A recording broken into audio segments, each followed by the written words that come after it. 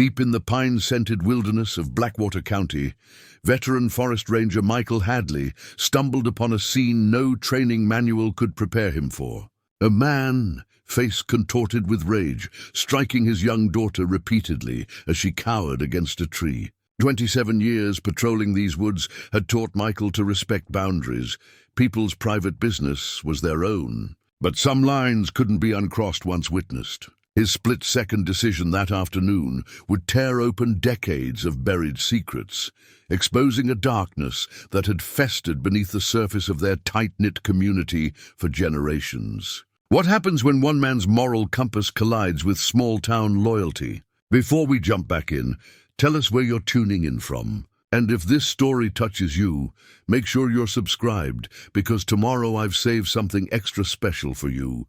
Dawn broke over Blackwater County in shades of amber and gold, filtering through pine needles into Michael Hadley's modest cabin. He sat on his weathered porch, coffee mug warming calloused hands that had spent decades protecting these woods. A doe and her fawn grazed cautiously at the forest edge, a sight that still brought him peace after all these years.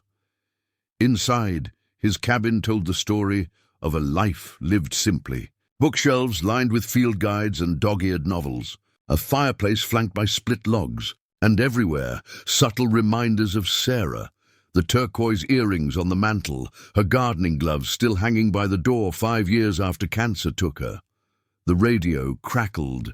Morning check, Hadley Station. Michael reached for the receiver, his routine unchanged in 27 years. Hadley reporting. Clear skies, northwest wind at 5 knots. Sheriff Dawson's voice came through, gruff but familiar. Roger that. Breakfast at Maggie's later? Wouldn't miss it, Michael replied, already reaching for his uniform. At 62, Douglas Dawson had been sheriff almost as long as Michael had been ranger. Their friendship stretched back to boyhood. Fishing the same streams they now protected from different angles of the law. 40 minutes later, they occupied their usual booth at Maggie's diner.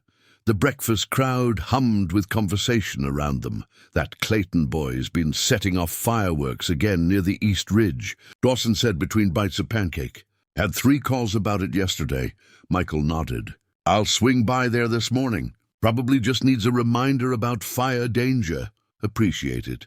Rather you talk to him than me writing up another citation. This was their unspoken arrangement, Michael handling minor infractions with conversation rather than punishment when possible. The community respected his quiet authority more than they feared badges and tickets. Festival committee meeting tonight, Dawson mentioned casually. Michael grimaced. Not really my department. Town needs your expertise on the forest tours. Eleanor's orders. The sheriff's expression said he understood Michael's reluctance toward social gatherings, but wouldn't provide an escape route.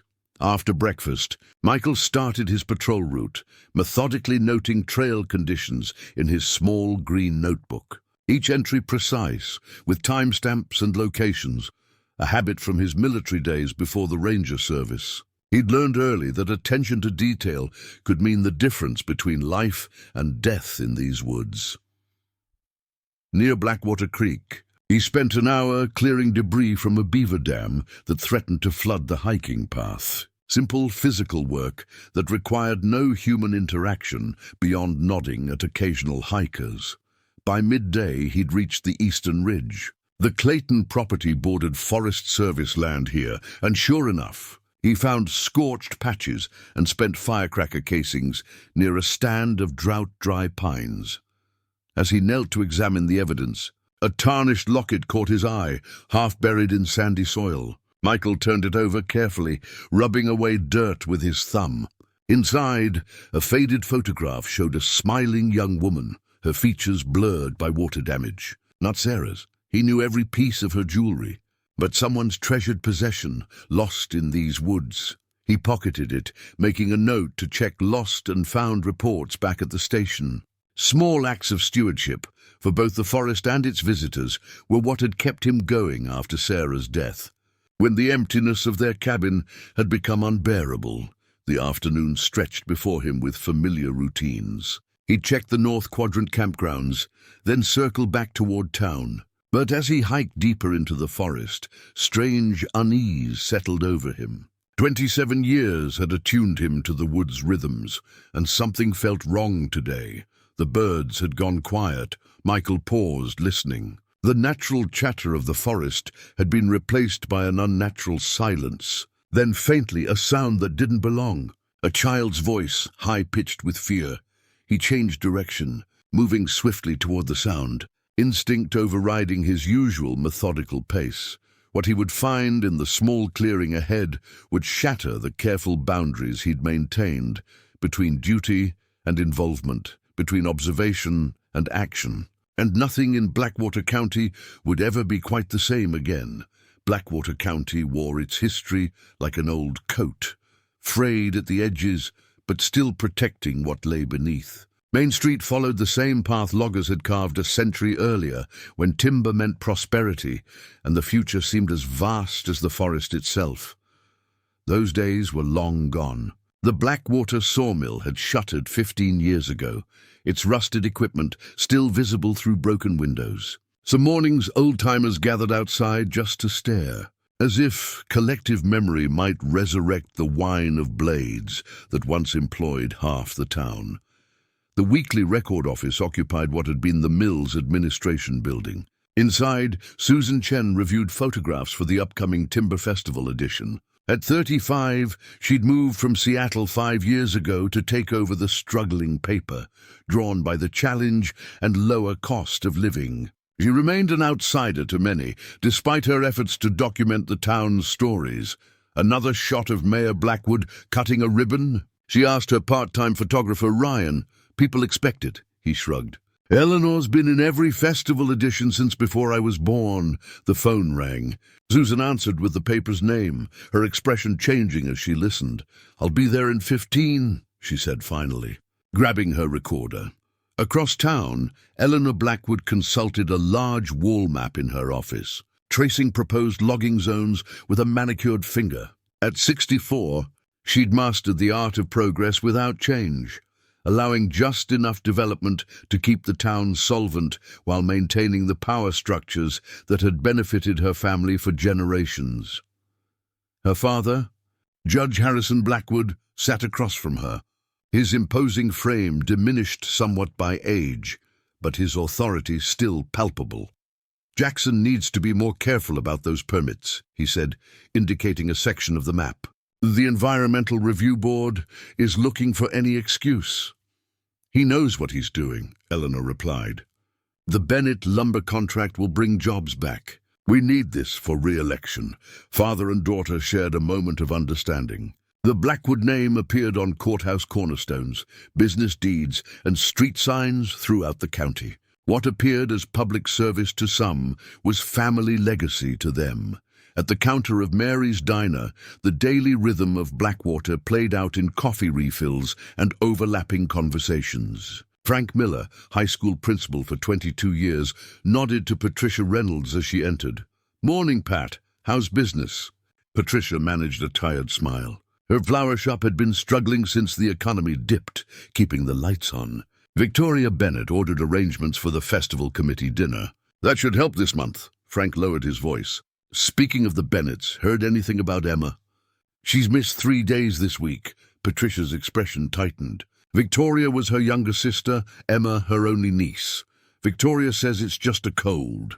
I offered to help, but you know how Jackson is about family matters. The bell above the door jingled as Sheriff Dawson entered, nodding to various townspeople as he made his way to the counter.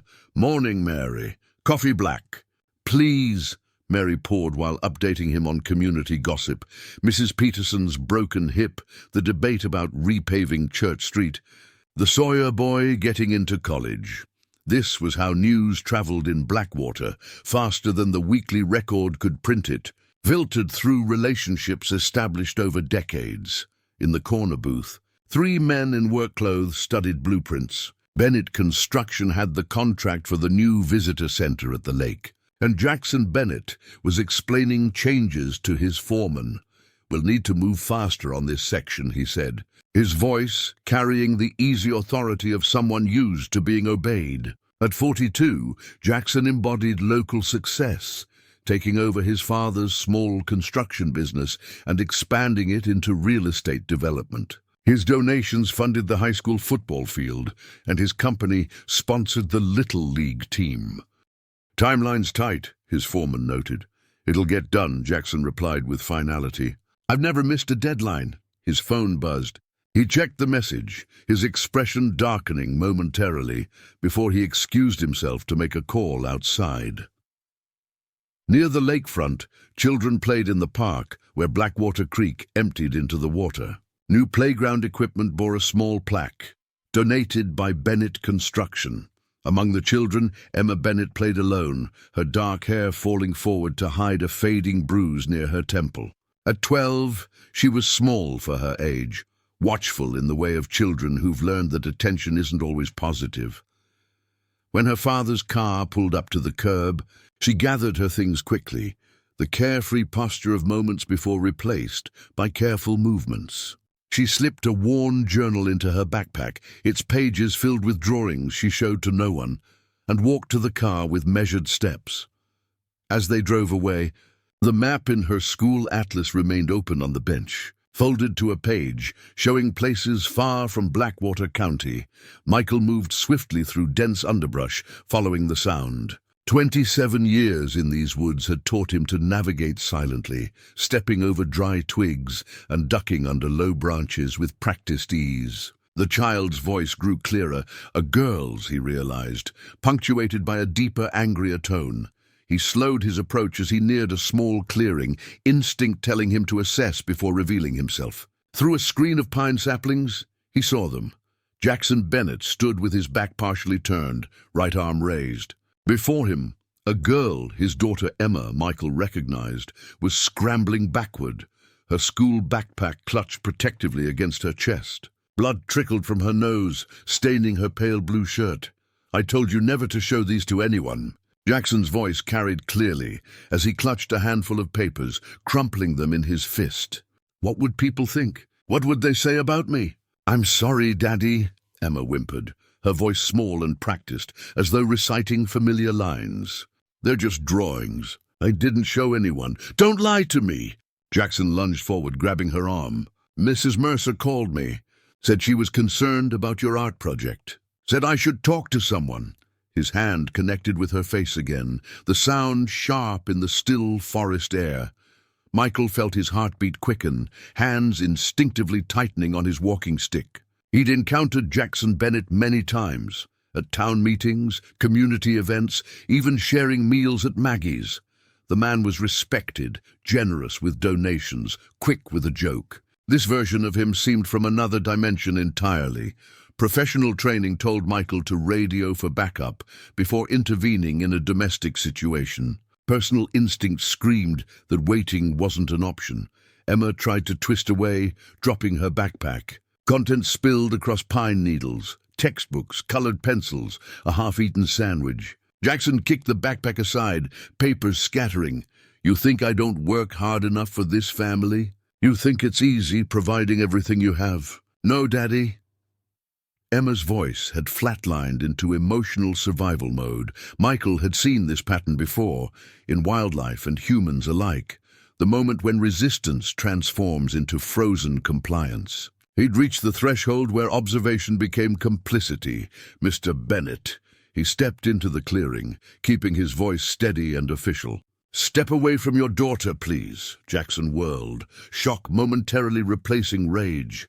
Recognition dawned in his eyes. "Hadley, this is a family matter. Private property, too." His tone shifted instantly, attempting normalcy despite Emma's obvious injuries.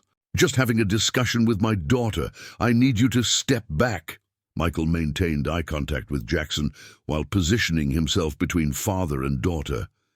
Emma remained frozen, eyes downcast, blood dripping slowly from her nose. Only her quick, shallow breathing indicated her panic. "You're overstepping, Ranger." Jackson's voice lowered, a warning in his tone. "You don't have jurisdiction here. Child safety transcends property lines." Michael kept his voice neutral, professional. "Emma needs medical attention." Jackson laughed, but his eyes remained cold. "She fell climbing that ridge back there. Clumsy kid. I was reprimanding her for going off trail." Isn't that right, Emma? Emma's eyes flicked between her father and Michael, terror evident in their darting movement. She opened her mouth but couldn't form words. She needs to see a doctor, Michael insisted, noticing bruising patterns inconsistent with a fall. I'm taking her home now. Jackson reached for Emma's arm. Her mother can handle it. Michael stepped fully between them.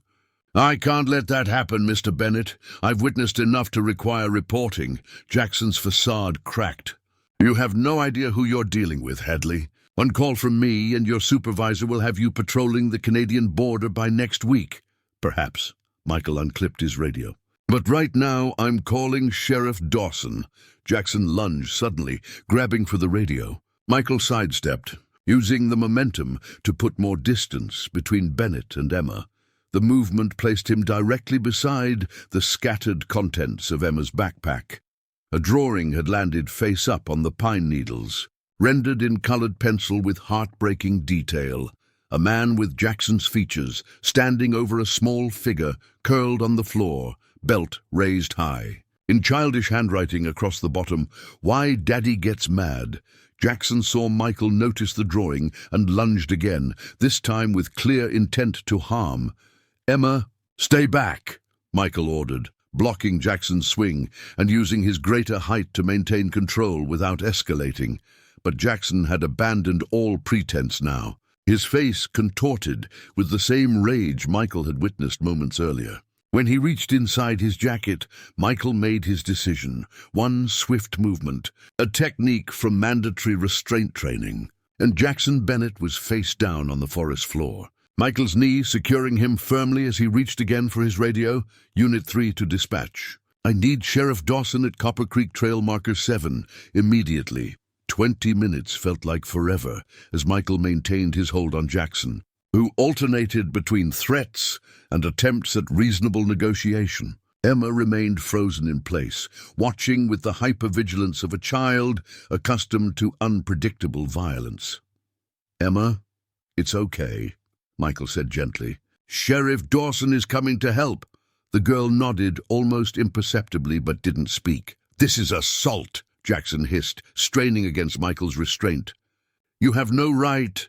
We'll let the sheriff sort that out, Michael replied evenly, though the weight of his actions settled heavily.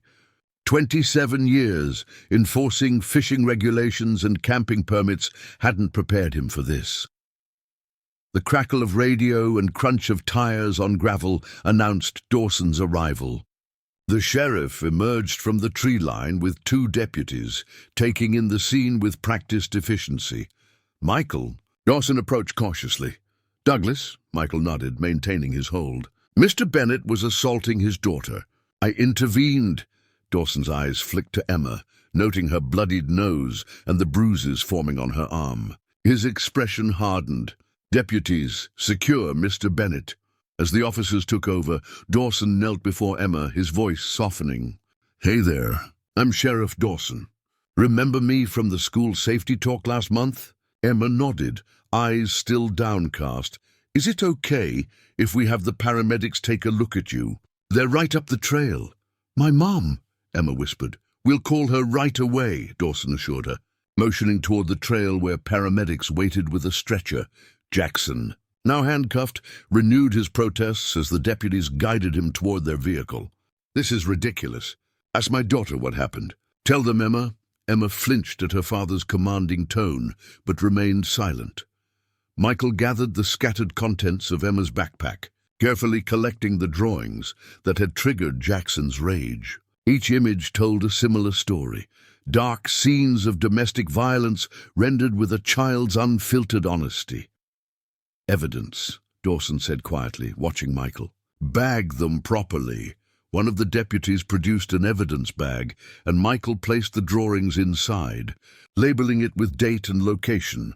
As Emma was led away by a female paramedic, Jackson's threats grew more specific. You know who my father-in-law is, Dawson. One call to Judge Blackwood, and this all disappears. You really want to go there? Dawson's expression didn't change. Save it for your statement, Bennett. Once Jackson was secured in the patrol car, Dawson turned to Michael. I need your full account, every detail. Michael began recounting the events while Dawson took notes, occasionally asking for clarification. Halfway through, a silver Mercedes skidded to a halt beside the emergency vehicles. Victoria Bennett emerged, hair perfectly styled, but face stricken with panic. "Where's Emma? What's happened?" She spotted Michael and Dawson rushing toward them. "Sheriff? Where's my daughter?" "Mrs. Bennett," Dawson said carefully. "Emma's with the paramedics." "She's safe." "Safe? What are you talking about?" Her eyes darted between them, then widened as she spotted Jackson in the patrol car. "Why is my husband—" "Mrs. Bennett," Michael interrupted gently. "I witnessed your husband physically assaulting Emma. She has injuries consistent with repeated abuse." Victoria's composure fractured momentarily before she reassembled it with visible effort. "There must be some mistake. Jackson would never—" Dawson produced the evidence bag containing Emma's drawings. "Ma'am, these were in your daughter's possession." Victoria's hand trembled as she examined the images through the plastic. Something in her eyes shifted, recognition perhaps, or confirmation of something long suspected but never acknowledged. "I need to see my daughter," she said finally. Voice hollow, of course.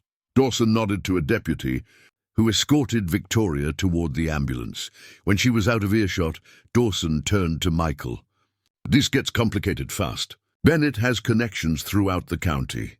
"The evidence is clear," Michael insisted. "Evidence can get lost. Witnesses can change statements." Dawson wasn't being cynical, just realistic after 30 years in law enforcement. "Judge Blackwood is her father. Mayor Blackwood her aunt." Michael gestured toward the ambulance, where paramedics photographed Emma's injuries. "Some things can't be erased, Douglas," Dawson nodded grimly. "I know. And that's what worries me." He produced an official incident form. "I need your written statement. Every detail, Michael. This has to be airtight." As Michael began filling out the form, his ranger's pen moving methodically across each section, a hospital bracelet was being secured around Emma's small wrist. The identification band, standard procedure for suspected abuse cases, marked her official entry into a system that would change her life forever. Across the clearing, Jackson Bennett watched from the patrol car, his expression unreadable behind the glass. But his eyes remained fixed on Michael, communicating a promise that this confrontation was far from over. By sunrise, Blackwater County was already buzzing. The incident report, confidential by protocol, had somehow leaked its essential details overnight. Michael discovered this when he stopped for coffee at Maggie's diner, and conversations hushed at his entrance. "Morning, Maggie," he said, pretending not to notice. Maggie Holbrook, who'd run the diner for 30 years, slid a mug across the counter. "On the house today," she said, her expression unreadable. At the corner booth, 3 men from Bennett Construction watched him with unconcealed hostility. They'd worked for Jackson for years, relied on him for their livelihoods. Michael nodded politely and took his coffee to go. Outside, Susan Chen intercepted him, recorder already running. "Ranger Hadley, the Weekly Record would like your statement on yesterday's incident involving Jackson Bennett." "No comment," Michael replied automatically. "There's an ongoing investigation. Sources say you physically restrained Mr. Bennett while he was disciplining his daughter." "Any response?" Michael stopped walking. "That characterization is inaccurate, Ms. Chen." "What would be accurate?" He considered his words carefully. "I witnessed a child being assaulted and acted to protect her, following all proper protocols. Mr. Bennett's attorney claims you used excessive force and overstepped your jurisdiction." "Attorney?" Michael hadn't realized Jackson had already secured legal representation. "Gerald Michaels. Arrived from the city last night." Susan studied his reaction. "Judge Blackwood made some calls." Of course he had. Michael nodded once and continued walking. At the sheriff's office, the atmosphere was equally tense. Deputies averted their eyes as he passed. Only Dawson greeted him normally, ushering him into his private office. "You've heard then," Dawson said, closing the door. "Hard to miss." Michael settled into a chair. "What's our status?" Dawson sighed. "Bennett posted bail this morning. Judge Reynolds from County Court set it before Blackwood could intervene. Small mercies. And Emma, Child Services placed her with Patricia Reynolds temporarily. Victoria's sister. Victoria didn't take her home. Dawson's expression darkened.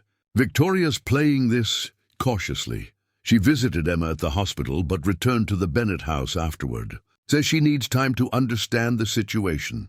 Michael absorbed this. The drawings are clear evidence. Bennett claims Emma has an overactive imagination. Says her art teacher encouraged disturbing themes. Dawson shook his head. They're already building a narrative. A knock interrupted them. Deputy Garcia entered with a document.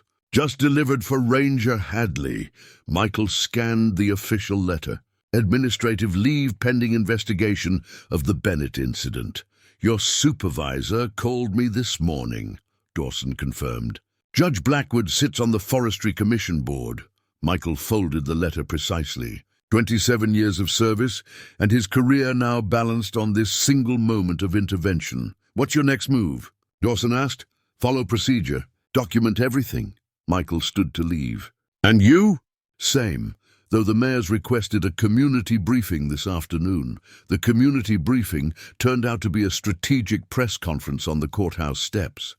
Mayor Eleanor Blackwood addressed the gathered crowd, her expression grave but composed. A regrettable incident has divided our community, she began, cameras flashing. Let me be clear, Blackwater County takes child welfare seriously. However, we must also respect due process and avoid rushing to judgment. From the crowd's periphery, Michael watched various townspeople nodding in agreement. The mayor continued, her words carefully calibrated. Jackson Bennett is a respected business leader who has contributed tremendously to our community. Ranger Hadley's intervention, while perhaps well-intentioned, raises serious questions about jurisdictional overreach. The narrative was being constructed in real time. Michael noticed Susan Chen scribbling notes, her expression skeptical. A special committee will review all evidence to ensure justice is properly served, Eleanor concluded. Until then, I ask everyone to refrain from speculation that might damage reputations unnecessarily. As the crowd dispersed, Michael found himself approached by David Chen, Susan's husband and the high school's art teacher, Ranger Hadley. David said quietly, I've been Emma's teacher for 2 years. Those drawings didn't come from my assignments. Before Michael could respond, he added, Emma's been producing similar images since 4th grade. Previous teachers reported concerns, but nothing ever came of it. Why are you telling me this? Because they're already calling the school board, pressuring us to frame this as artistic expression rather than documentation. David glanced around nervously. My wife believes in printing the truth. I just thought you should know what you're up against. As David walked away, Michael noticed a community bulletin board across the street. A freshly posted flyer announced an emergency meeting of the Blackwater Business Association. Beside it, someone had thumbtacked a newspaper clipping from 3 years earlier, a photograph showing Jackson Bennett receiving the Citizen of the Year award. His arm around Emma's shoulders, her smile not quite reaching her eyes. Patricia Reynolds' modest 2-bedroom home had never felt so full of shadows. Emma sat curled at the bay window, watching raindrops trace patterns on the glass, her small body unnaturally still. 3 days had passed since the incident in the forest, and the child had barely spoken. Tea's ready, Patricia said gently, setting a mug on the side table. Emma acknowledged it with the slightest nod, but didn't reach for it. Patricia retreated to the kitchen where Lisa Morales, the county social worker assigned to Emma's case, waited with a clipboard and sympathetic eyes. She's still not talking much, Patricia whispered. Is that normal? Very, Lisa confirmed. Trauma affects children differently than adults. Sometimes silence feels safest. Patricia glanced back at her niece. Victoria called again. Wants to visit tomorrow. Without Mr. Bennett? She says he's staying at a hotel in the city. Patricia's tone revealed her skepticism. I don't understand my sister anymore. How could she not have known? Lisa's expression remained professional but kind. Denial is powerful, especially in these situations. The household dynamics are often complex. A soft thump from the living room interrupted them. Emma had knocked a book from the windowsill. As Patricia moved to help, she noticed Emma reaching beneath the window seat cushion, retrieving something she quickly tucked into her sweater pocket. "Emma?" Patricia approached slowly. "What do you have there, sweetheart?" The girl's eyes widened with familiar fear. Patricia recognized it from her own childhood, the look of someone expecting punishment for any perceived wrongdoing. "You're not in trouble," Patricia assured her. "I promise." After a long moment, Emma withdrew a small red notebook from her pocket. Its edges were worn, the spiral binding slightly crushed. "My journal," she whispered. "Dad doesn't know about it." Patricia sat beside her niece, careful to maintain space. "You brought it from home?" Emma nodded. "It was in my backpack." Her voice strengthened slightly. "I write things down. Things I'm not supposed to say." Lisa had joined them, maintaining a professional distance. "Emma, would you feel comfortable sharing your journal with us? It might help us understand better." The girl clutched the notebook tighter. "He'll be mad. Your father isn't here," Patricia reminded her gently. "And he won't know unless you want him to." Emma seemed to consider this new reality, one where her father's knowledge wasn't inevitable. Finally, she opened the notebook, revealing pages of neat handwriting interspersed with small sketches. "I started it last year," she explained. "After Dad broke my arm." Patricia inhaled sharply. "The skiing accident?" Emma's expression was answer enough. She turned to a specific page, pointing to an entry dated 6 months earlier. This was the first time he hit Mom. Lisa leaned forward slightly. "Your mother? May I see?" Emma hesitated before passing the journal. Lisa read silently, her professional demeanor momentarily cracking as she processed the contents. "Emma," Lisa said carefully, "this is very brave of you, keeping this record. Ms. Mercer said writing helps organize thoughts." Emma's voice remained flat. "She gave me the notebook for poetry." Patricia felt a surge of gratitude toward Emma's English teacher. "Does your mom know about the journal?" Emma shook her head. "Dad checks her phone, reads her emails sometimes." The implications settled heavily in the room. Lisa made notes, while Patricia struggled to reconcile this information with the sister she thought she knew. A car door slammed outside. Emma flinched, her body tensing instantly. "It's okay." Patricia moved to the window. "Just the neighbor." Emma didn't relax. "When will I go home?" The question held no eagerness, only resignation, as if home were an inevitable sentence to be served. "You'll stay here until we're sure you're safe," Lisa explained. "What about Mom?" Patricia and Lisa exchanged glances. How to explain to a 12-year-old that her mother had choices to make, difficult ones with no perfect outcomes. "Your mom needs some time," Patricia said finally. Emma nodded with disturbing understanding. "Dad always says she'd be nothing without him." She returned to her journal, flipping pages until she found what she sought. "See? He said it right before Christmas." The entry detailed Jackson's tirade when Victoria had suggested visiting her sister for the holidays. His words, recorded in a child's careful handwriting, were chillingly precise. "Your mother would be living in a trailer park if I hadn't married her. She'd be nothing without me. Remember that, Emma. We give her everything." As Emma continued showing specific entries, a pattern emerged, not just of physical abuse, but of systematic control, isolation, and psychological manipulation, affecting both mother and daughter. In the kitchen later, while Emma finally slept, Lisa updated her case notes with trembling hands. "The journal changes everything," she told Patricia. "This isn't just about the incident in the forest anymore." Patricia stared out at the rain-slick street. "Will it be enough? To keep her safe?" "I hope so." Lisa closed her folder. "But in towns like Blackwater, evidence and truth don't always carry the same weight." Michael found the note tucked under his windshield wiper. Simple block letters on plain paper. "Mind your own business or else." He folded it carefully into an evidence bag, more resigned than surprised. The fourth threat this week. Blackwater County had transformed in 10 days. Yellow ribbons appeared on lampposts downtown. "Support Jackson" symbols, arranged by the Business Association. Opinions calcified along predictable lines. Those who depended on Bennett construction stood firmly behind Jackson, while others whispered support for Michael, but rarely publicly. At the courthouse, protesters gathered on both sides of the stone steps. The smaller group held handmade signs about child protection. The larger contingent wore yellow ribbons and carried professionally printed placards, "Family Rights Matter" and "Stop Government Overreach."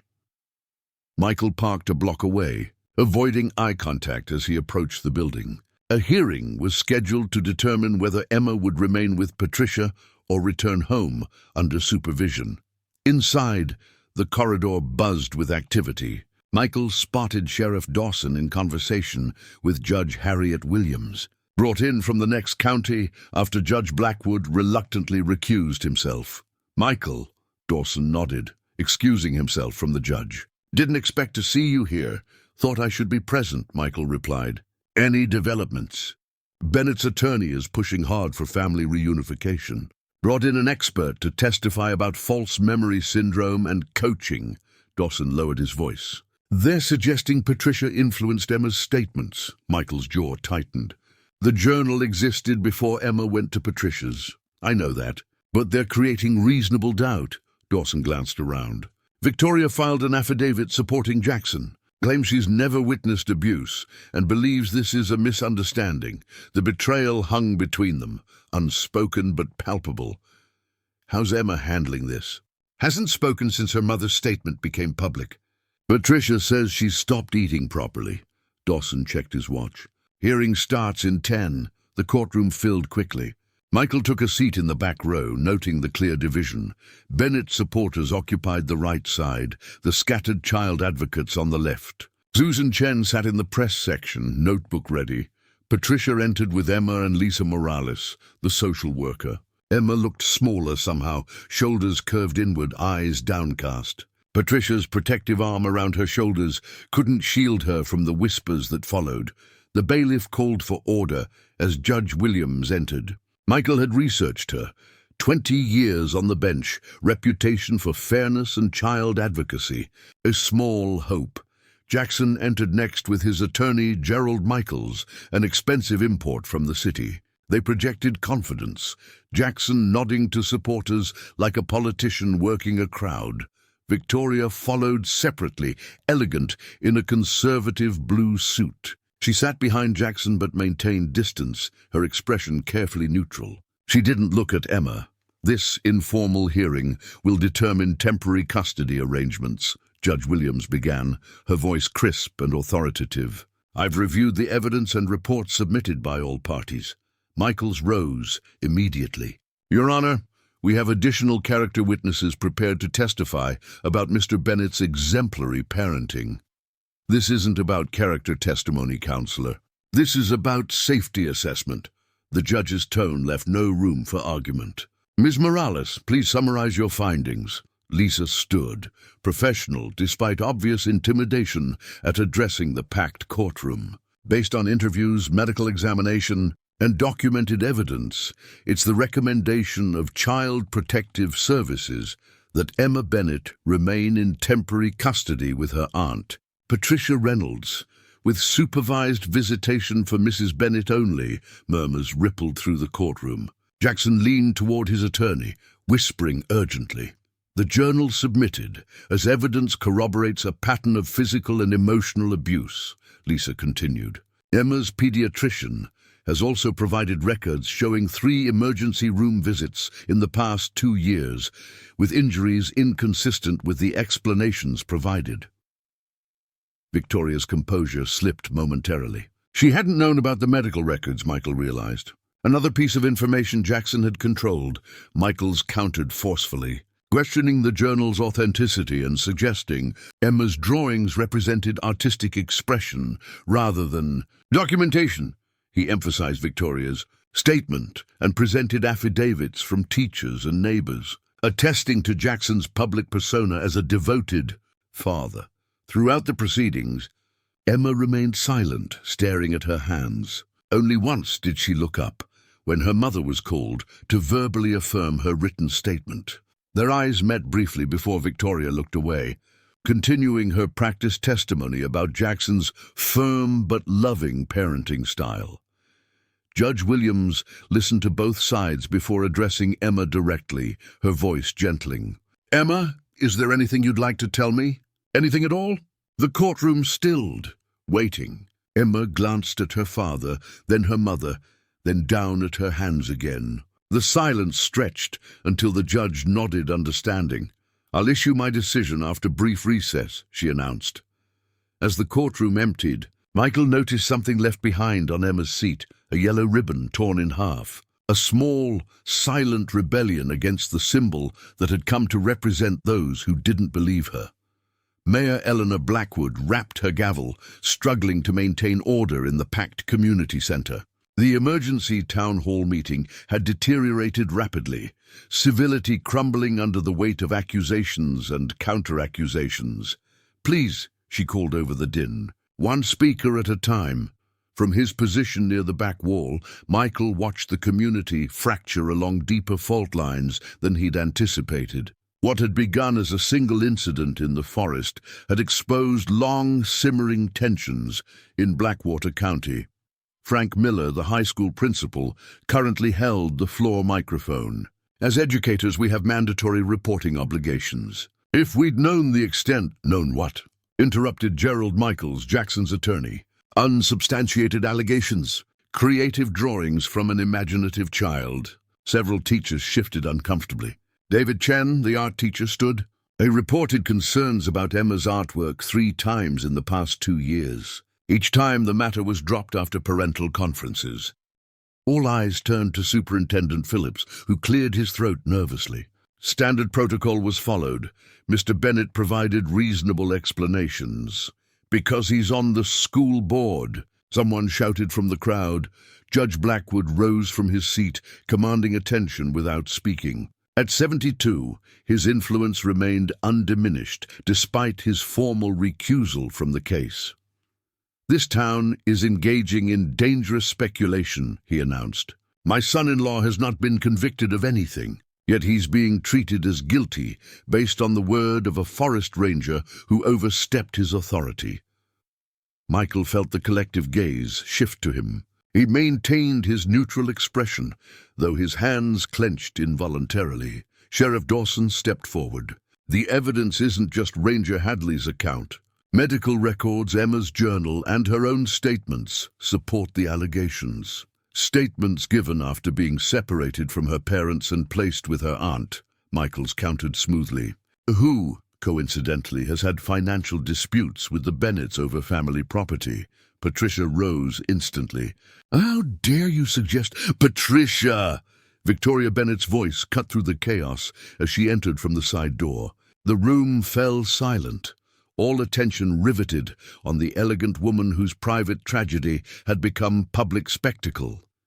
Victoria moved to the center of the room, her composure remarkable given the circumstances. She carried a small silver frame in her hands. "I've listened to everyone speculate about my family," she began, her voice steady. "About my husband, about my daughter, about what I knew or didn't know." Michael noticed Judge Blackwood's subtle nod of approval. Victoria had been rehearsed for this moment.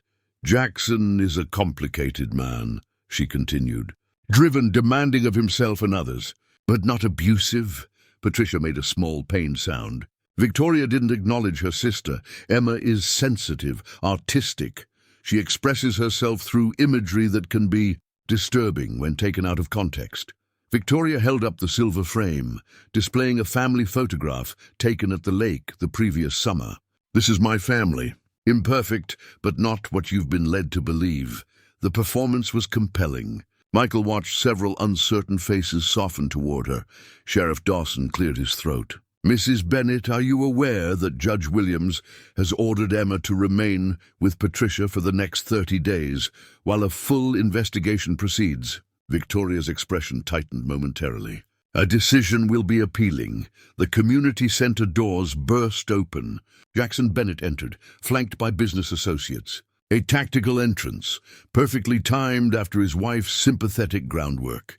"I've respected the court's restrictions," Jackson announced. But I won't sit silently while my reputation and family are destroyed by unfounded accusations.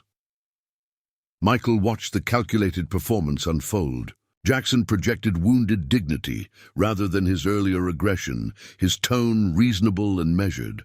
I love my daughter. I love my wife. Have I been a perfect father? No, I've been strict when necessary. I've disciplined when appropriate, but never abused. The room polarized visibly, those who believed him nodding approval, others watching with skepticism. But the momentum had shifted palpably. What about the hospital visits? Susan Chen called out. 3 emergency room visits with inconsistent explanations. Jackson didn't miss a beat. Children have accidents? Emma is an active girl who plays sports, climbs trees. Should I have kept her in bubble wrap? Laughter rippled through his supporters. And the journal, Susan persisted, a creative outlet. Emma has a vivid imagination. Jackson shook his head sadly. Now being used against her family. As the debate continued, Michael slipped outside, needing distance from the theater unfolding inside. On the community center steps, he found David Chen smoking nervously. It's working, isn't it? David said quietly. They're rewriting reality, Michael nodded grimly. People believe what's comfortable. Emma drew this last semester. David withdrew a folded paper from his wallet, handling it delicately. I kept it against protocol. Something told me to preserve it. The drawing showed a small female figure inside what appeared to be a locket or pendant. The child was curled in fetal position, the locket's chain wrapped around her neck, beautiful and disturbing in its technical skill and emotional clarity. She titled it Daddy's Little Secret, David said quietly. Still think it's just creative expression. You understand what you're asking me to do? Susan Chen's voice was tight with professional tension as she faced Sheriff Dawson and Michael across her cluttered desk at the Weekly Record office. Michael nodded. We understand the risks. Publishing this would make powerful enemies. Susan gestured to the stack of documents they'd brought. The Blackwoods don't forgive. It's all public record, Dawson pointed out. Just buried. Deliberately buried, Michael added. Susan sifted through the paperwork, court records from 25 years earlier, meticulously retrieved from county archives. The documents detailed a sealed juvenile case involving Jackson Bennett at 16, charged with assaulting a neighborhood child. Judge Blackwood presided, Susan noted, scanning the pages. Case dismissed due to insufficient evidence.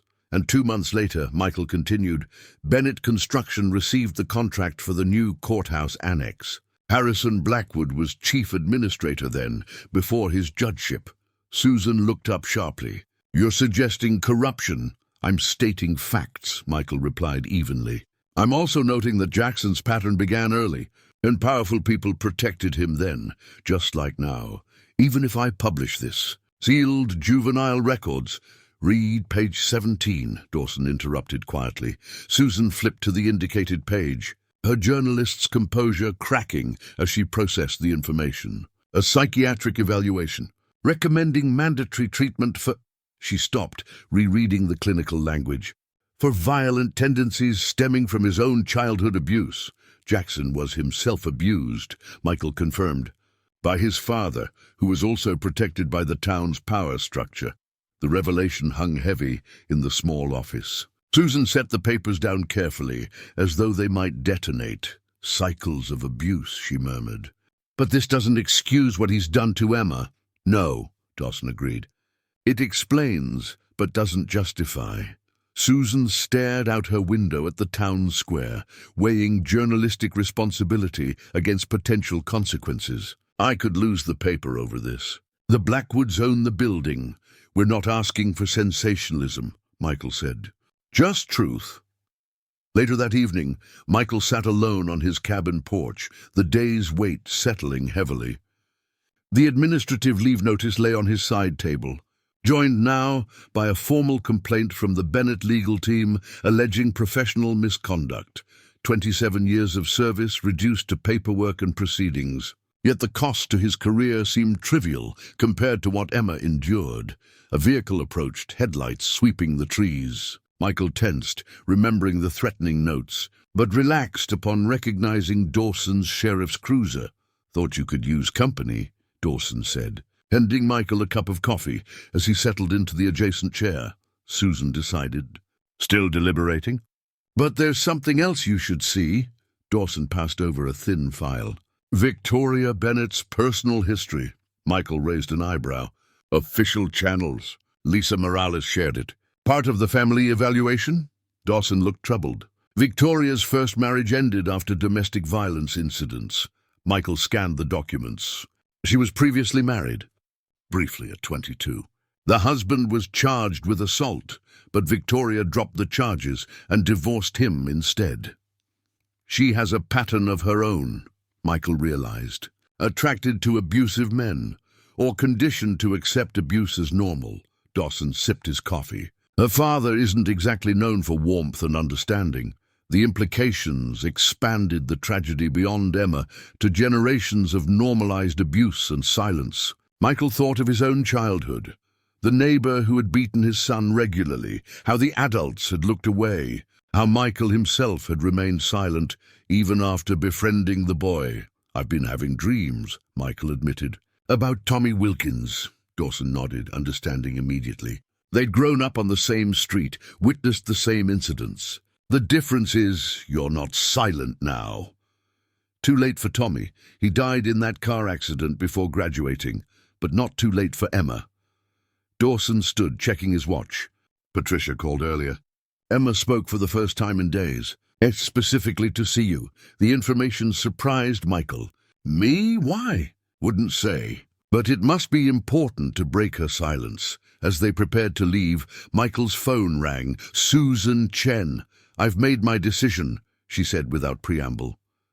"Betasti. We're running the story. Full investigation into the pattern of abuse and cover-ups. Not just Jackson, but the entire system that protected him. The consequences are worth it," Susan finished firmly. "I became a journalist to uncover truth, not bury it." After hanging up, Michael spotted an old wooden box on his bookshelf, his father's keepsakes. Inside lay a yellowed newspaper clipping he hadn't examined in years. "Local boy dies in tragic accident."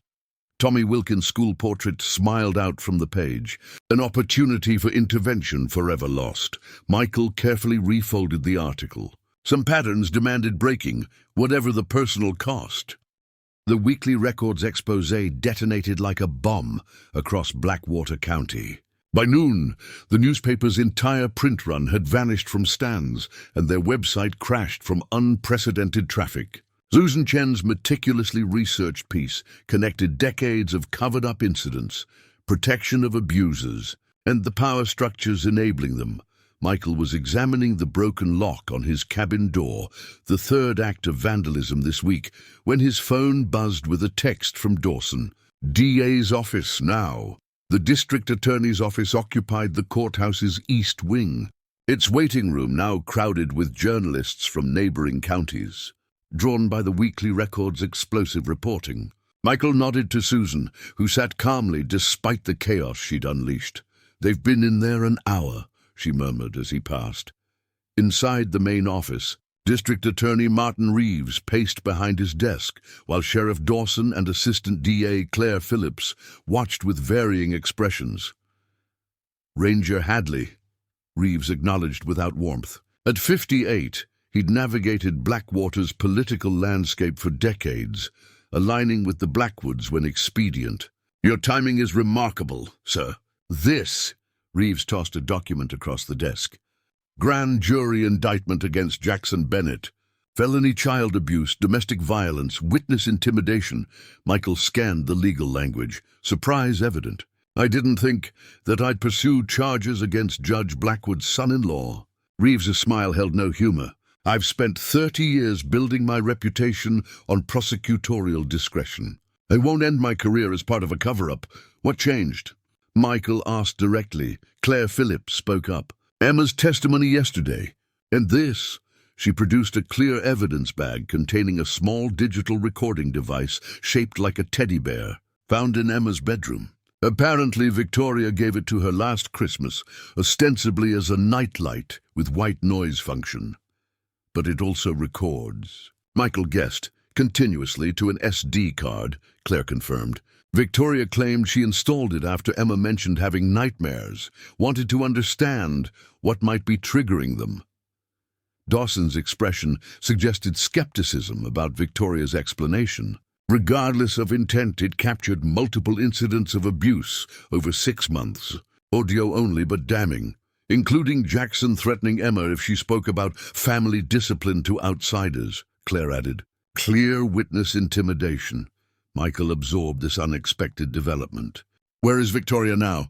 That's complicated, Reeves sighed. She's agreed to testify against Jackson in exchange for immunity on failure to protect charges. She's claiming psychological coercion, presenting herself as another victim, is she? Michael asked. Claire and Reeves exchanged glances. The recordings suggest a complex dynamic, Claire admitted. Jackson is clearly the primary abuser, but Victoria's participation ranges from passive to encouraging at times. Before Michael could respond, the office door opened. An assistant entered with obvious tension. Sir, Judge Blackwood is here. With Mr. Bennett's attorney. Reeves straightened his tie. Send them in. The atmosphere shifted palpably as Harrison Blackwood entered, his imposing frame preceding Gerald Michael's. The judge's expression betrayed no emotion, though his complexion had reddened dangerously. Martin, Blackwood addressed Reeves without acknowledging others present. This indictment is premature and prejudicial. The grand jury was clearly influenced by today's irresponsible journalism. The grand jury didn't see the newspaper, Harrison, Reeves replied evenly. They heard testimony and evidence presented lawfully, including hearsay and manipulated recordings, Michaels interjected smoothly. We'll be filing motions to suppress. You're welcome to try, Claire responded. But the chain of evidence is unbroken. Blackwood turned his attention to Michael finally. You've orchestrated quite a campaign, Ranger Hadley. Destroyed a family to justify your overzealous intervention. Michael met his gaze steadily. Emma's evidence destroyed the facade, Your Honor. I just witnessed one incident. Where is my client now? Michaels demanded. Being processed, Dawson replied. Surrender was arranged through his previous bail bondsman. Blackwood's calm facade cracked slightly. This indictment won't stand. I've made calls. To whom? Reeves challenged, his own careful political calculations visibly shifting. Your influence isn't what it was, Harrison. Not with the State Attorney General reviewing all your cases involving Bennett Construction. The implied investigation into judicial corruption hung in the air between them. For perhaps the first time in his career, Blackwood appeared momentarily uncertain. As the legal battle lines were drawn in increasingly technical language, Michael slipped out, his presence no longer necessary. In the hallway, he found Emma waiting with Patricia and Lisa Morales, the social worker. You wanted to see me? He asked gently, kneeling to her eye level. Emma nodded, reaching into her pocket. She withdrew a small carved wooden fox, placing it carefully in Michael's palm. I made this in art class, she said quietly. Mr. Chen helped. It's for you. Michael examined the detailed carving with genuine appreciation. It's beautiful. Thank you. Foxes are survivors, Emma explained, her voice stronger than he'd yet heard it. They're smart and they adapt. Like us. The simple gift, laden with meaning beyond its small size, affected Michael more deeply than he expected. This child, despite everything, was finding ways to process her experience. To create rather than destroy. Like us, he agreed. Carefully pocketing the carving, Michael stared at the resignation letter on his desk, cursor blinking at the end of carefully composed paragraphs. After 30 days of administrative hearings, character assassinations, and mounting personal costs, exhaustion had settled into his bones. The Forest Service Regional Director had hinted that a quiet resignation would end the investigation into his procedural violations, a face-saving compromise for all involved. 27. Years of service condensed into 3 paragraphs of diplomatic withdrawal. His phone buzzed with a text from Susan Chen. Bennett Construction laying off 40% of workforce. Contract cancellations mounting, the ripple effects continued to spread. While Jackson awaited trial, his business empire crumbled. Former employees now viewed Michael with open hostility, their livelihoods collateral damage in the pursuit of justice. A knock at his cabin door interrupted his thoughts. Patricia Reynolds stood on his porch, looking as tired as he felt. "Sorry to drop by unannounced," she said. "But Emma wanted you to have this." She handed him a formal invitation on cream cardstock. "Children's Advocacy Center fundraising dinner," it announced, listing Emma as a youth courage speaker. "She's going to tell her story publicly," Patricia explained. "The therapist thinks it's an important step in her recovery." Emma specifically asked if you would attend. Michael felt oddly honored by the request. "How is she?" "Better some days than others." Patricia's smile was tinged with sadness. The recordings were difficult for her to hear during preparation for Jackson's trial. Realizing her mother's complicity has been complicated. And Victoria, staying with Eleanor, maintaining her victim narrative. She's filed for divorce, but Emma refuses to see her. Patricia hesitated before adding, "Judge Blackwood had a minor stroke last week." The stress, apparently. The news rippled through Michael with conflicted emotions. The old judge had enabled decades of abuse through his protection of Jackson, yet there was something tragic in the fall of a once powerful man. "Will you come to the dinner?" Patricia asked. "It would mean a lot to Emma." "Of course," Michael nodded. "Thank you for bringing this." After Patricia left, Michael returned to his resignation letter, staring at the screen. With a decisive keystroke, he deleted the entire document. The next morning, Sheriff Dawson found Michael in the forest, a clearing where he'd first witnessed Jackson abusing Emma.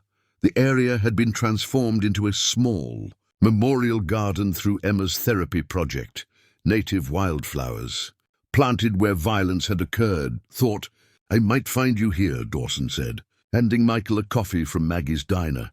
"Heard you declined the resignation option. News travels fast. Small towns." Dawson surveyed the clearing. "Emma's garden is coming along nicely. Her therapist suggested reclaiming the space. Patricia brings her here weekly to tend it." They sipped their coffee in companionable silence before Dawson spoke again. "State police called this morning. They've expanded their investigation into Judge Blackwood's case history. Found a pattern of favorable rulings for Bennett. Construction going back 15 years. Not surprising. There. Also reviewing 3 previous abuse allegations that were dismissed under similar circumstances. Different families, same protection pattern. The implications settled heavily between them. How many children had suffered while the town's power structures shielded their abusers. "I'm testifying at the preliminary hearing next week," Michael said.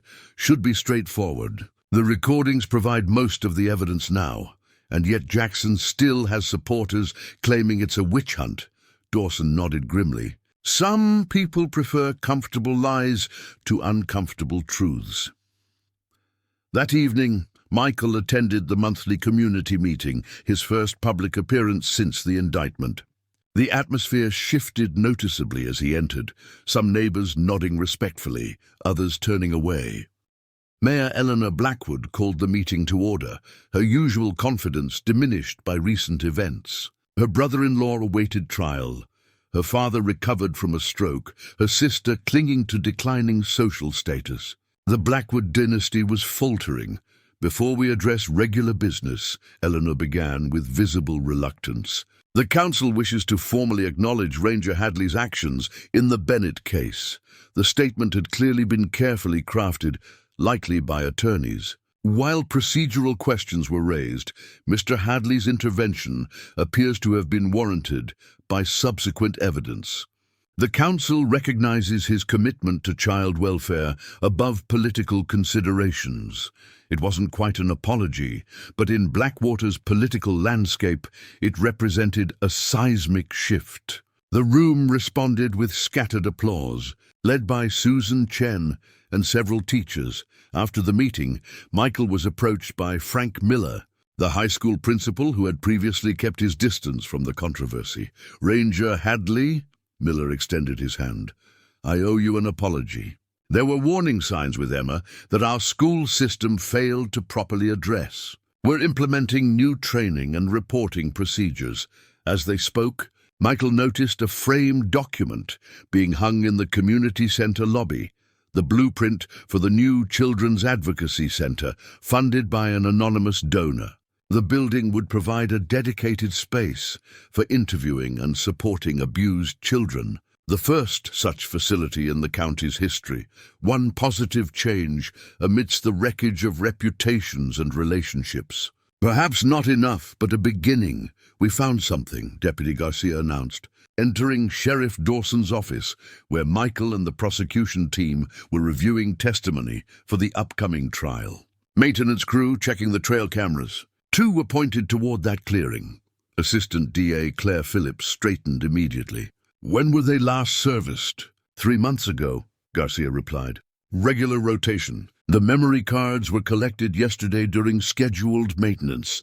Michael felt his pulse quicken. "The Forest Service installs cameras to monitor wildlife patterns. They're motion activated and might have captured the incident," Claire realized. Within the hour, the technical team confirmed what seemed almost too fortunate to believe. One camera had indeed recorded clear video of Jackson attacking Emma and Michael's subsequent intervention. The footage, though without audio, corroborated Michael's account with damning precision. "This changes everything," District Attorney Reeves declared, watching the footage for a 3rd time. Bennett's defense was counting on creating reasonable doubt about what actually occurred. "They'll claim tampering," Dawson cautioned. "The timestamp metadata is intact," the tech analyst confirmed, "and the camera maintenance records show no human interaction between installation and yesterday's collection." Claire was already drafting motions. "We need to disclose this to the defense immediately and prepare for their inevitable suppression motion." Michael watched the silent footage with mixed emotions. The objective evidence validated his actions completely. Yet seeing the violence again, Emma's terror, Jackson's rage, reopened the emotional wound of that day. "Garcia," Dawson instructed, "secure the original memory cards in evidence. No copies except through formal channels." News of the video evidence spread through legal circles within hours. By evening, Michael received a text from Susan Chen. Bennett's attorney requested emergency meeting with DA. Plea negotiations underway. The following morning brought confirmation. Gerald Michaels had arrived at the courthouse with Jackson Bennett at his side. Their previous confidence notably diminished. "They're offering a guilty plea to reduce charges," Claire explained when Michael arrived at Dawson's request. 10 years with possibility of parole after 6, permanent restraining order regarding Emma, supervised visitation with any future children. That's it? Michael couldn't hide his disappointment. "After everything, it spares Emma from testifying," Claire reminded him, "and guarantees conviction. Trials are unpredictable, even with strong evidence. What's driving this sudden cooperation?" Michael asked. Reeves and Claire exchanged glances. "Bennett made a surprising revelation during negotiations," Reeves admitted. "Claimed Victoria encouraged and sometimes instigated the abuse." "He's trying to shift blame," Dawson suggested. "Perhaps," Claire acknowledged.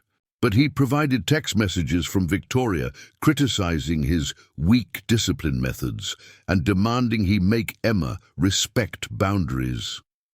The additional layer of betrayal settled heavily in the room. If true, it suggested a more calculating role for Victoria than her claimed passive victimhood. "Have you told Emma?" Michael asked. "Patricia is bringing her in this afternoon," Claire replied. "As the victim, she has the right to make a victim impact statement before we finalize any plea." Later that day, Michael sat in the courthouse corridor while Emma met with the prosecutors. Patricia emerged briefly, her expression troubled. "She wants you in there," Patricia told Michael. "She's asking for your support." Inside the conference room, Emma sat small but composed between Lisa Morales and Claire Phillips. At 13, she appeared both younger in her vulnerability and older in her forced maturity. "Michael," she acknowledged as he entered. They told me about the cameras. He nodded. I didn't know they were there. Like someone was watching over me that day. A ghost of a smile crossed her face before fading. They want me to agree to the plea deal. It's your decision, Michael said carefully. Either way, I'll support you. Emma considered this. If there's a trial, I'd have to talk about everything in front of strangers.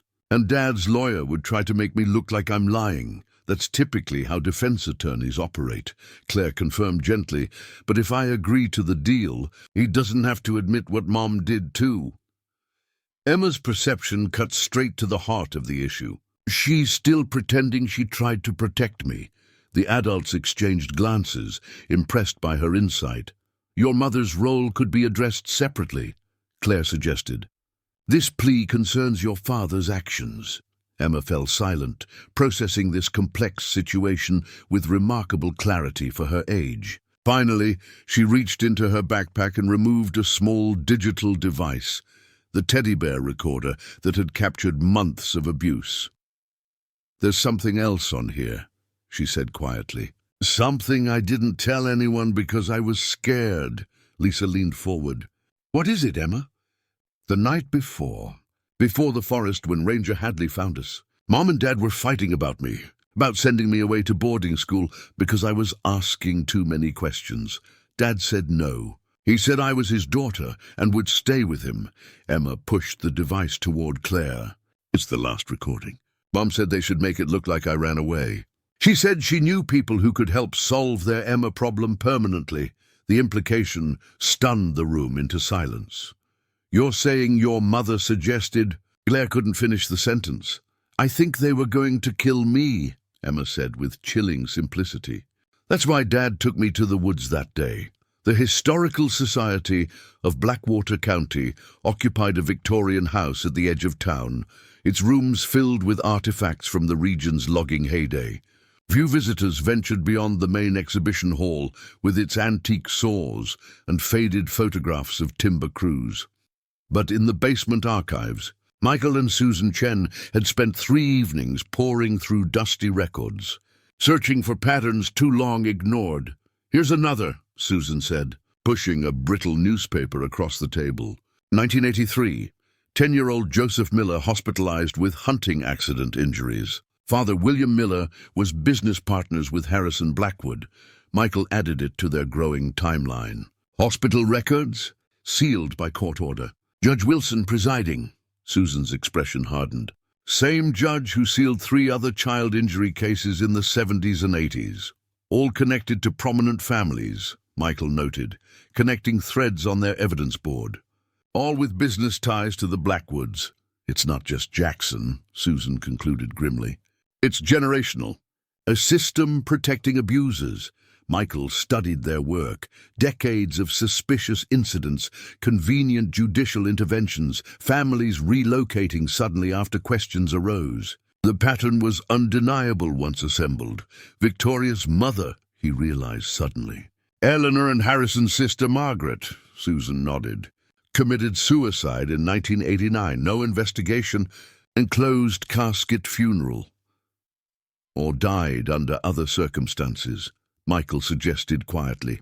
Their research had begun after Emma's shocking revelation about the recording. Victoria Bennett had been arrested that same day, the teddy bear recording providing probable cause. District Attorney Reeves had personally overseen the arrest, determined to demonstrate that his office pursued justice regardless of social standing. Judge Blackwood's second stroke followed within hours of his daughter's arrest. He remained in hospital under guard, facing his own potential charges for decades of judicial misconduct. The town's carefully constructed hierarchy was collapsing like a house of cards. Michael gathered their materials as the Historical Society's closing time approached. The State Attorney General's investigator arrives tomorrow. This should give them plenty to pursue. Susan hesitated before showing him one final document. There's something else. I wasn't sure whether to include it. The yellowed page came from a 1965 school record. A handwritten note from a teacher expressed concern about 7-year-old Harrison Blackwood's disturbing essays. and signs of home distress. The cycle goes back at least 3 generations, Susan explained. Michael stared at the faded handwriting. Victims becoming abusers, creating systems to protect themselves and perpetuate the pattern. Not all victims become abusers, Susan reminded him. Emma won't, because someone finally intervened, Michael said, thinking of the forest clearing that had changed so many lives. The next morning, Michael testified before the special grand jury convened to investigate Victoria Bennett and the broader pattern of corruption in Blackwater County. The proceedings were confidential, but the courthouse buzzed with speculation as witnesses came and went. Afterward, he found Patricia and Emma waiting near the building's side entrance. Away from media attention, how did it go? Patricia asked. As well as could be expected. Michael turned to Emma. You holding up okay? Emma nodded, her resilience remarkable despite everything. Dr. Martinez says I'm making good progress. We're working on separating my parents' actions from my self-worth. The clinical language sounded incongruous from a 13-year-old, yet somehow appropriate given her experiences. We're moving, Patricia announced. Fresh start in Madison. Emma's been accepted to an arts-focused school there. That's wonderful, Michael said. Genuinely pleased, though, surprisingly saddened at the thought of them leaving. It's better this way, Emma explained with premature wisdom. Too many people here know me as that Bennett girl now. As they walked toward Patricia's car, Emma pointed toward the courthouse lawn, where workers were removing the statue of Jeremiah Blackwood, the town's founding father and Harrison's great-grandfather. They're taking down all the Blackwood monuments, she observed. Part of the healing process, Patricia explained. The town needs to reckon with its past. Will you visit us in Madison? Emma asked Michael suddenly. The question caught him off guard. If you'd like me to, I would. You're the first person who ever believed me without question. The simple statement carried enormous weight. As they said their goodbyes, Emma handed Michael a small book, the town's Historical Society Annual from 1937. A bookmark indicated a specific page featuring a black-and-white photograph of children. Outside the original schoolhouse, I found this while you and Miss Chen were researching, Emma explained. The girl in the front row, third from left. She looks exactly like me. Michael examined the photograph. The resemblance was indeed striking. The same solemn eyes, the same watchful posture. Her name was Elizabeth Hadley, Emma said. Any relation to you? Michael studied the caption with surprise. My grandmother.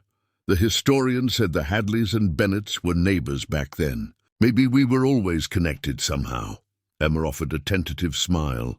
Maybe that's why you were in the forest that day. The coincidence, or perhaps something deeper, settled between them like a shared secret. The courtroom fell silent as Emma Bennett approached. The witness stand. At 13, she seemed both diminished and strengthened by the formal setting.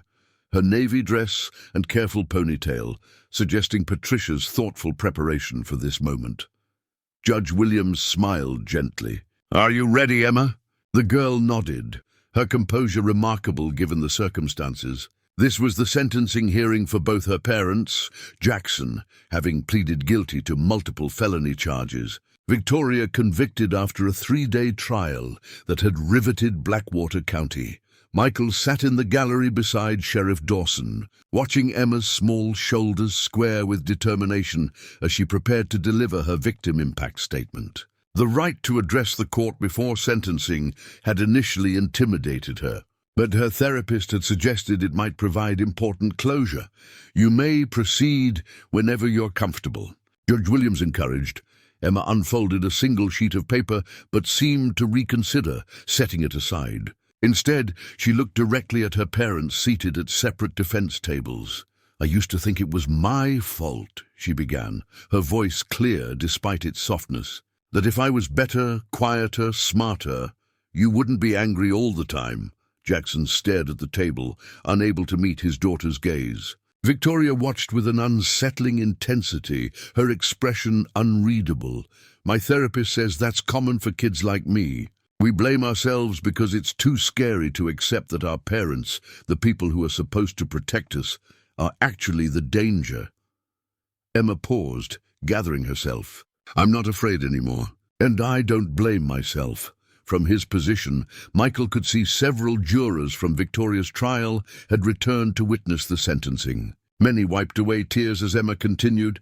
I wanted to hate you both, she admitted. Sometimes I still do. But mostly I feel sad. Sad for the family we pretended to be. Sad that you never really knew me. Just the version of me you wanted to control. The courtroom remained utterly silent. Collective breath held as this child articulated what many adults never could. Dr. Martinez says you were both victims once too. That hurt people. Emma's voice wavered slightly before steadying again. I'm choosing to break that pattern. I'm choosing to heal. She turned toward Judge Williams. I don't want revenge. I want justice. Not just for me, but for everyone in Blackwater who lived with secrets and fear because powerful people protected abusers. The judge nodded respectfully, acknowledging both the wisdom and grace in Emma's words. Thank you. Emma, is there anything else you wish to say? Emma hesitated before answering.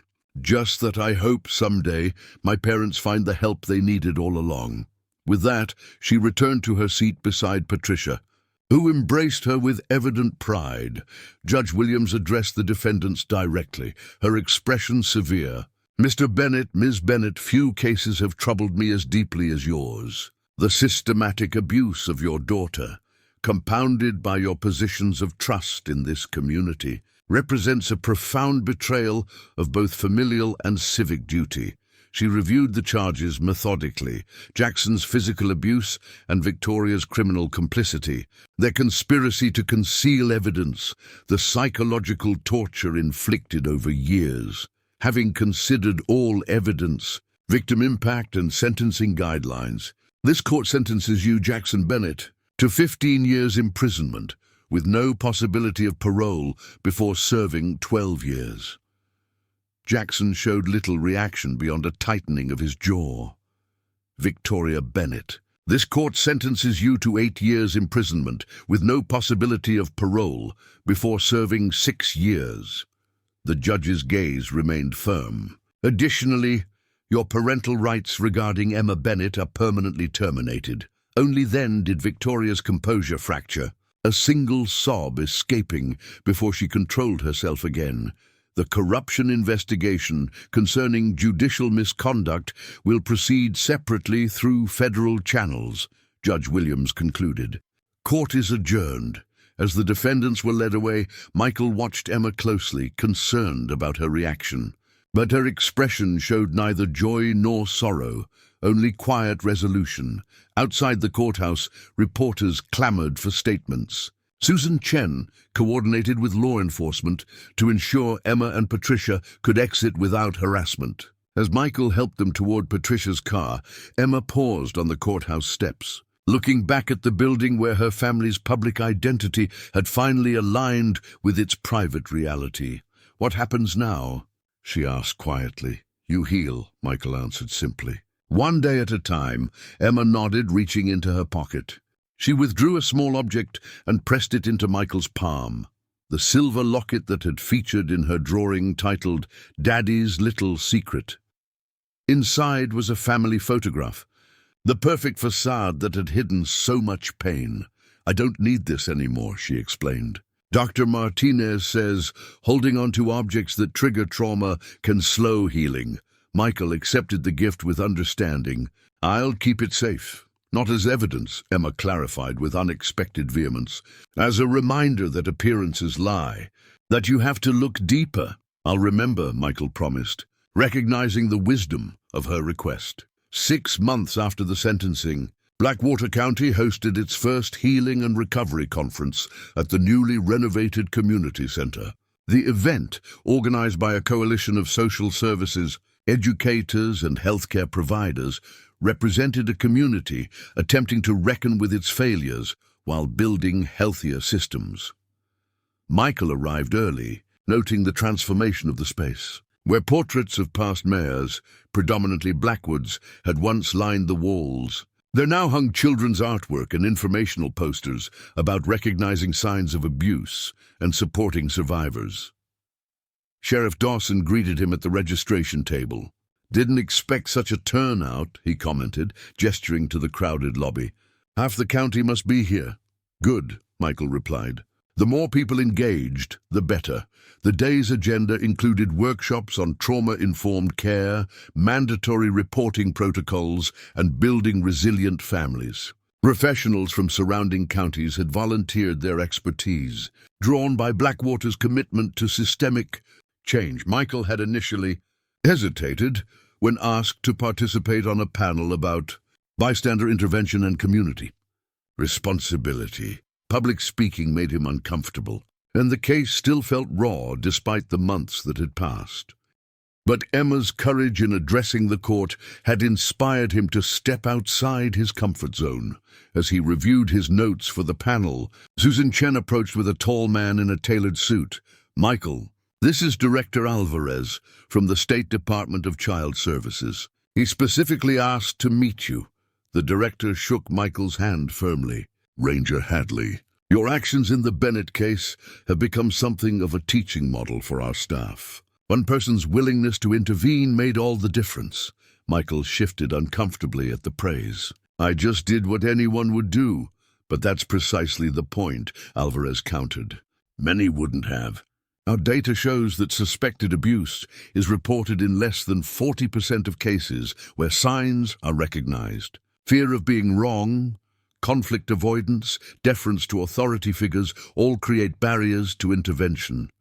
Before Michael could respond, the conference coordinator announced that the opening session would begin in 5 minutes. Attendees moved toward the main hall, where Mayor Joanne Carter, elected after Eleanor Blackwood's resignation, would deliver welcome remarks. The new mayor had campaigned on transparency and accountability, promising to dismantle the power structures that had enabled decades of corruption. Her first act in office had been commissioning an independent audit of all town departments and records. Michael found his seat near the front, noticing Frank Miller, the high school principal, preparing to introduce the mayor. On stage, a large display featured the conference theme, Breaking Silence, Building Safety. As Mayor Carter approached the podium, an aide wheeled out a cloth-covered object on a small table. Blackwater County has a complicated history, Carter began, her voice steady and determined. For generations, we allowed powerful families to operate above the law. We looked away from signs of abuse. We valued reputation over safety. That changes now. She gestured to the covered object. Today, I'm unveiling the cornerstone for our new Family Justice Center, which will house child protective services, domestic violence resources, and therapeutic programs under one roof. With a ceremonial flourish, she removed the cloth, revealing a polished stone engraved with a simple message: that silence may end, that healing may begin. Blackwater County, 2025. This center represents our commitment to protecting the vulnerable and holding abusers accountable, regardless of their wealth, status, or connections, Mayor Carter continued. The Bennett case exposed not just one family's tragedy, but a systemic failure decades in the making. Michael listened with measured optimism. Institutional change came slowly, and Blackwater's transformation remained fragile. The Blackwood influence hadn't disappeared entirely. Just last week, a petition had circulated calling for reconciliation with the former first family of the county. After the opening session, attendees dispersed to various workshops. Michael headed toward his panel room, pausing when he noticed a familiar face by the community announcement board. David Chen, Emma's former art teacher, was pinning up a flyer announcing a youth art exhibition themed Resilience and Recovery. The featured image was unmistakably Emma's work, a stylized forest scene where light broke through dense branches. She sent it from Madison, David explained, noting Michael's interest. She's doing remarkably well at her new school. Art scholarship for next year already. You still in touch with Patricia? David nodded. Monthly updates. Emma's joined a youth advocacy group, speaks at schools about recognizing abuse. He smiled slightly. Still determined to change the world, just in a healthier way now. The news warmed Michael considerably. Of all the outcomes from that day in the forest, Emma's recovery represented the most meaningful success. As he continued toward his panel, Michael passed the cornerstone display. Someone had placed a single white rose beside it, a small, poignant gesture of remembrance for all those who hadn't been saved in time.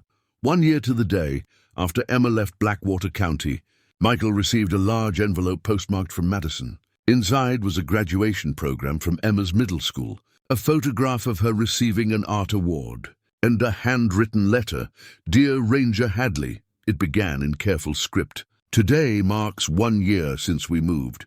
Dr. Martinez says acknowledging anniversaries helps process trauma. So I'm writing to update you on my progress." Michael read the 3-page letter twice, struck by Emma's remarkable resilience. She wrote about her therapy, her new friends, the advocacy group she'd joined for young survivors. She mentioned nightmares that still occasionally came, but were less frequent now. She described her latest art project, a series exploring transformation and healing through forest imagery. The letter ended with an invitation. "My school is hosting a young artist exhibition next month.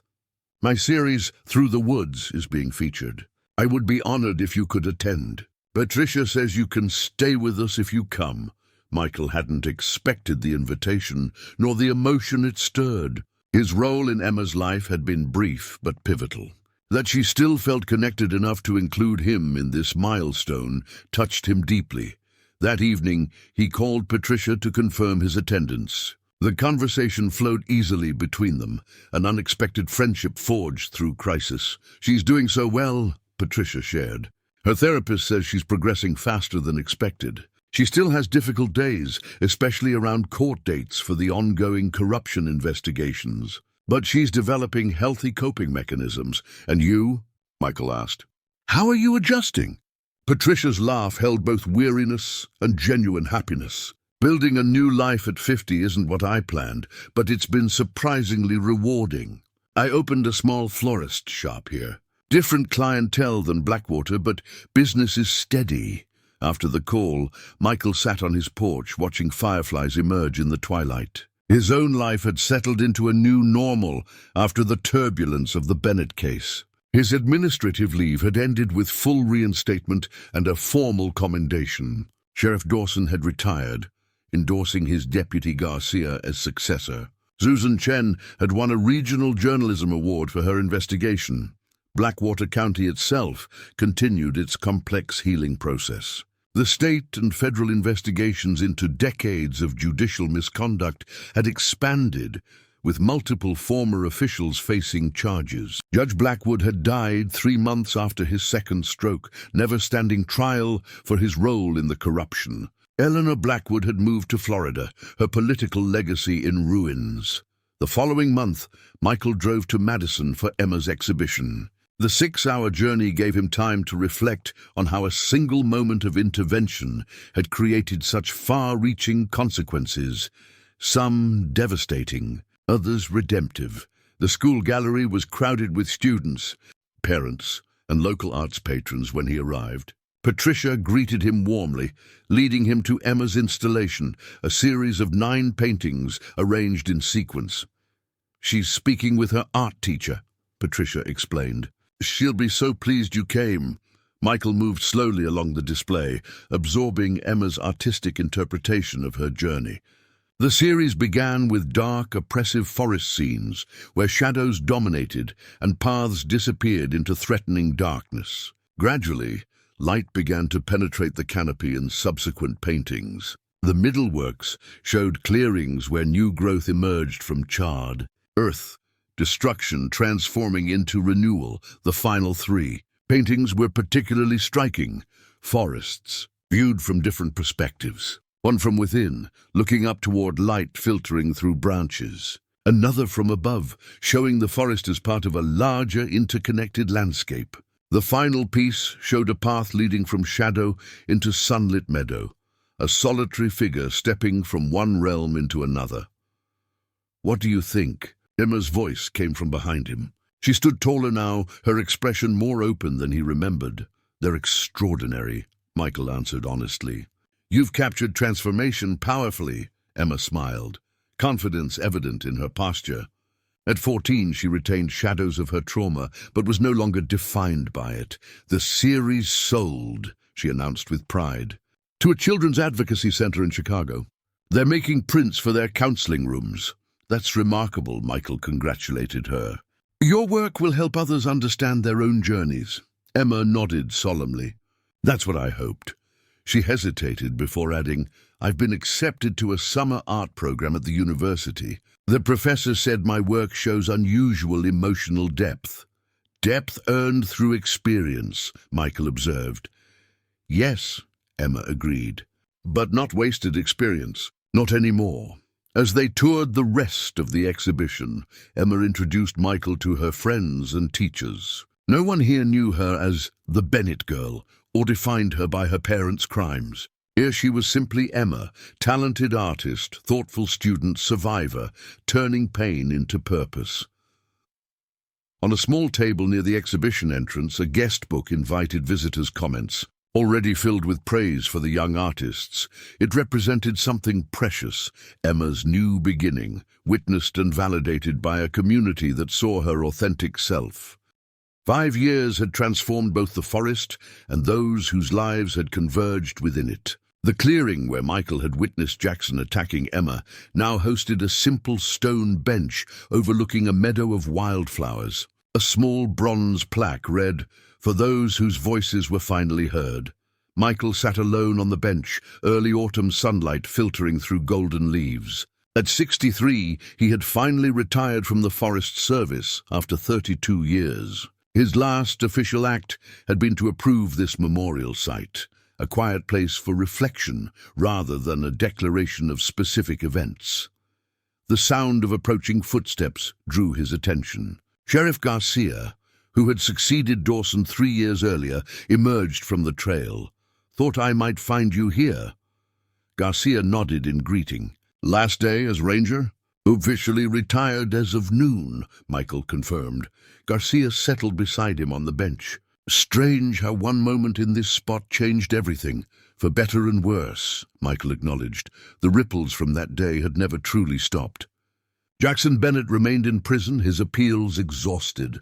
Victoria had served her minimum sentence and relocated to Arizona, legally forbidden from contacting Emma.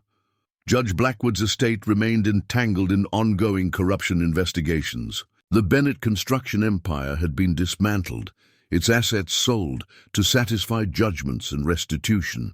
But positive changes had also endured.